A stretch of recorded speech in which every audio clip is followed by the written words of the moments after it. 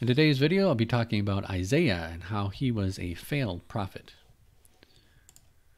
All right, so my initial hypothesis here is Isaiah's prophecies had failed, and because of this, he became known as a man with unclean lips.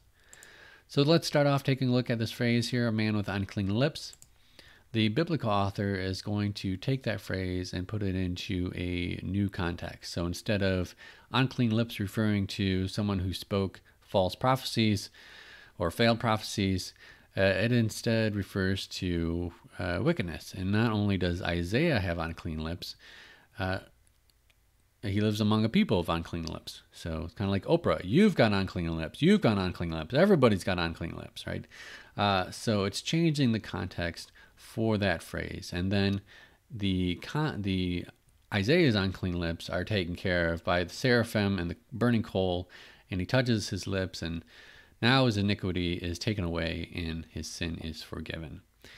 And so this highlights what I think is a technique of biblical authors, and that was to take what a prophet was known as at the end of their prophetic career and place it at the beginning of their prophetic career. And we have an example of this in Amos. If you want to check out the full video on that, be sure to check out this the video I did, Reconstructing the Missing Biblical Context, with examples from Amos. But just to summarize here, Amos at the end of his career had said that he wasn't a prophet and that he was just a herdsman and a dresser of sycamore figs. But the biblical author shifts that what he said to the beginning of his career in order to make him a successful prophet. So in the same way, Isaiah was known as a man with unclean lips at the end of his career. The biblical author shifts that to the beginning of his career at his calling in Isaiah 6 and puts it into a new context to make Isaiah a successful prophet. So if Isaiah was a failed prophet, are there any failed prophecies in Isaiah? And I would say yes, I think that there is.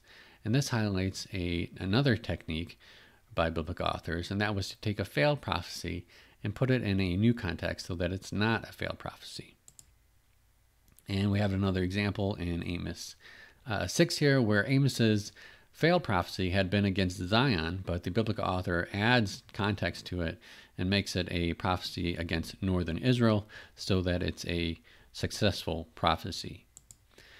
In the same way, in Isaiah 38, Hezekiah becomes ill, and Isaiah says, hey, you're going to die. But the biblical author adds new context to it, where Hezekiah prays, and then a new word comes to Isaiah, and then Isaiah gets to say, hey, you're not going to die anymore. You've got 15 more years to your life.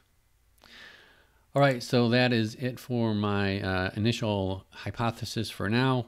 Hopefully I can find some more evidence as I go through Isaiah. There's certainly plenty of content to sift through there, but just wanted to share this with you today.